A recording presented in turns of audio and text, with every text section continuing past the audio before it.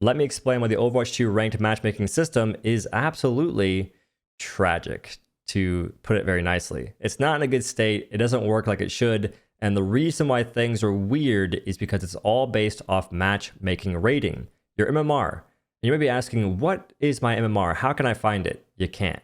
It's not a number or a value that anybody can see. It is an invisible thing that the game gives every single player, especially once you play a few matches, and that is what all your matches are based upon. That's how every single ranked match is made.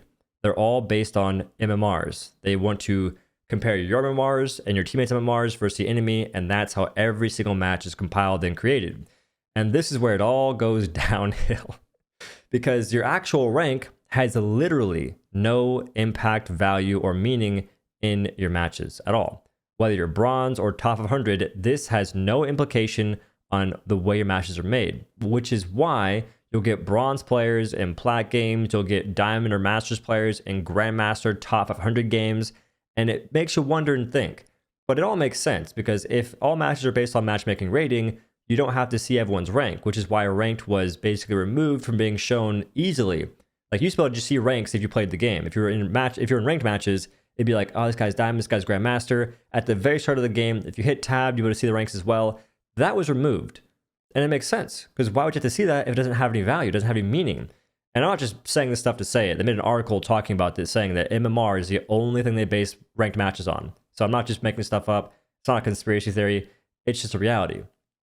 But it's crazy because MMR does so much more than just dictate your matches. It also determines how much rank you gain from winning or losing games. There's a reason why certain players can win a bunch of their games, not lose a whole lot, and still not get that much rank up.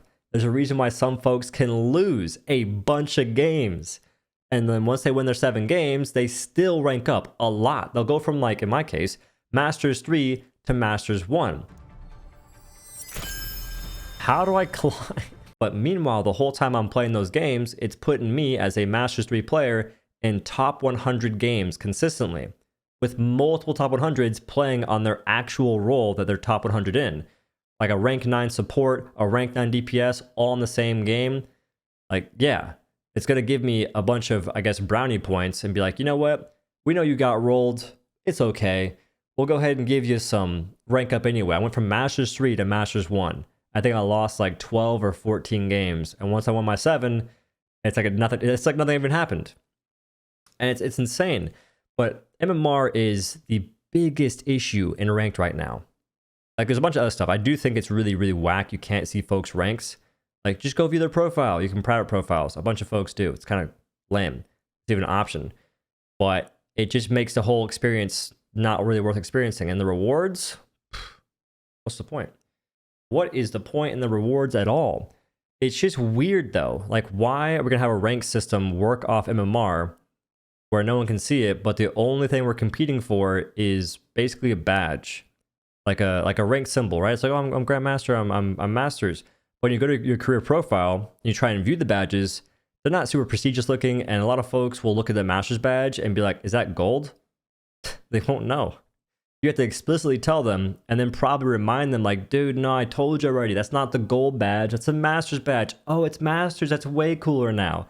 Like, nobody knows. And they're hard to see, too. Like, they're small. If you want to read the Division 5, it looks like a 6.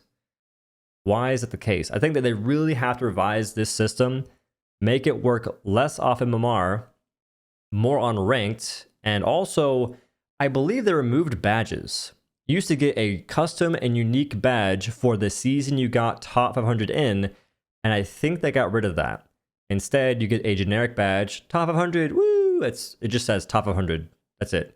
And you get a title, but the titles get removed if you don't get Grandmaster or Master or whatever rank you got the next season. So it's like Apex in a sense. Why would they copy Apex? Nobody thinks the rewards in that game are worth it, man. Not a single soul's like, dude, Apex has the best rewards ever, bro.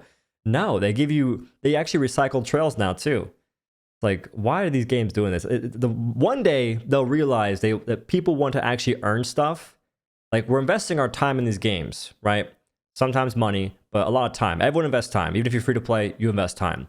So people want to get rewarded for their time, but these games are being run by people who don't play games. They can't play games. You cannot play video games and make these changes. I don't believe it.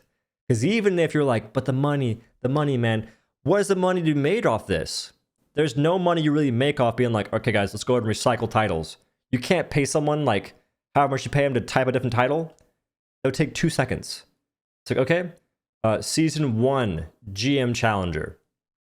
Holy smokes, we just fixed the issue. We just solved something. And like, as far as the badges go, just get a freelance artist if you want to. If you don't want to hire the in-house artist, just get someone to make a cool, unique badge. Anything. That was one of the coolest things to me, was those badges, because those were like symbols of the season you got the Grandmaster, not the Grandmaster, the season you got top 500 in. So, I don't know. I want these companies to stop though. Like, don't copy each other, please.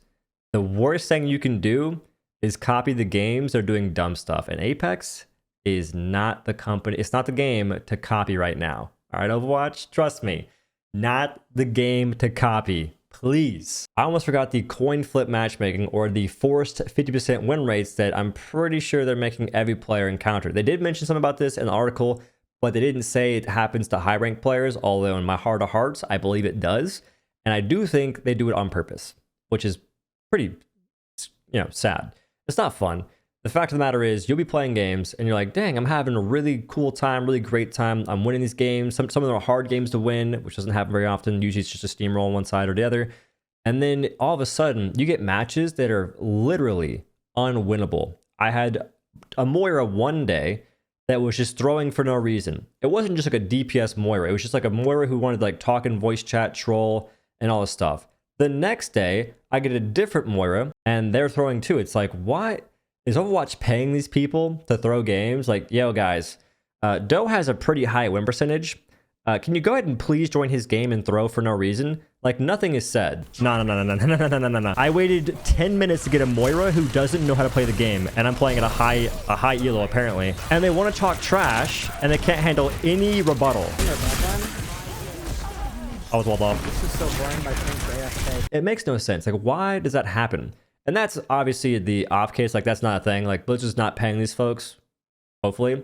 But the other thing is, you get people on your team that are so bad, you cannot carry them. You cannot even do anything to help them play the game. They're feeding their brains out. And it's weird how in the exact same rank, you'll feel like an absolute god one day. Or in one game, right? One match, you're just like, dang, I am the best player in the entire universe. I'm so cracked. And the next game, you're like, holy shit, I'm so bad. Somebody take me out back like old Bessie. How do you go from being like literally the best to then being the worst from one game to the next? It's because the team changes. The team quality is so finicky. It's so like weak. The quality of the teammates you get is so lackluster in some cases that you can't do anything. And that's what really is ruining Overwatch ranked right now. They are not having quality matches. There's no competitive integrity, and it's looking rough. Like, it's crazy. And I'm telling you, all this stuff is the reason why they don't show badges and ranks in matches, because folks are like, this looks like a bronze lobby. And in reality, it does look like a bronze lobby, but it's like probably a top 500 match. You cannot tell the difference between top 500 and platinum. I promise you. If you like looked at 5 different matches in top 500 and 5 different matches in plat, you would not tell the difference, because there is no real difference. The match quality is just as bad in both of them, and that makes the matches look the same. So, not cool at all. That's the video. Appreciate y'all for watching. Hopefully that explains why ranked is not in the best spot. And you have a good day or night. Also, Merry Late Christmas. Peace.